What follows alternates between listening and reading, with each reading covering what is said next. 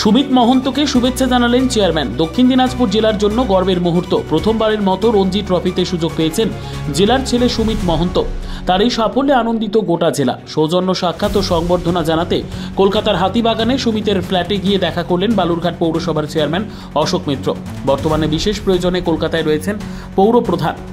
সেই সুযোগে সুমিতকে শুভেচ্ছা জানাতে যান তিনি। এ প্রসঙ্গে অশোক মিত্র বলেন, সুমিত দক্ষিণ দিনাজপুরের নাম উজ্জ্বল করেছে। একজন ক্রীড়াবিদ হিসেবে তার এই সাফল্য জেলার জন্য গর্বের। তাকে সম্মান জানাতে পেরে ভালো লাগছে। সুমিতের এই কৃতিত্বে গর্বিত ক্রীড়াপ্রেমীরা। জেলায় ফিরে এলে তাকে আরও বড় করে সংবর্ধনা দেওয়া হবে বলে জানিয়েছে জেলার ক্রীড়া মহল। তার যে ক্রিকেট খেলা, বালুরঘাট শহর আমাদের খেলার শহর হিসেবে এমনিতেই পরিচিত শহর হিসেবে সারা বাংলা এবং সারা দেশে খ্যাত রয়েছে। তো সেই জায়গায় দাঁড়িয়ে সুমিত মহন্ত শুধু বালুরঘাট বা দক্ষিণ দিনাজপুর জেলা নয়, সুমিত মহন্ত আমাদের যে গৌরবঙ্গের মধ্যে সর্বপ্রথম একজন ক্রিকেটার যে রঞ্জি ট্রফিতে খেলার জায়গা করে নিয়েছে।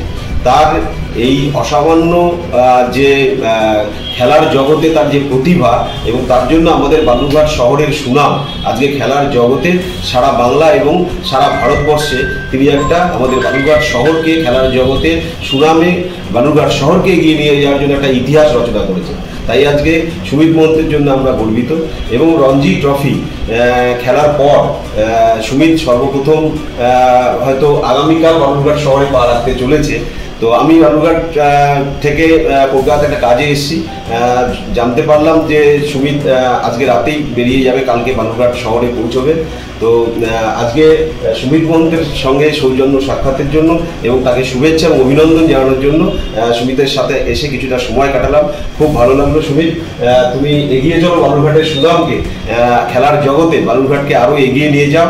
তোমার আগামী ভবিষ্যৎ জীবনে আমি সাফল্য কামনা করি এবং পাশাপাশি আমাদের বালুরঘাট শহরে যে সুনাম খেলার জগতে রয়েছে সেটাকে আরও এগিয়ে নিয়ে যাওয়া, তুমি এটাই আমি কামনা করি।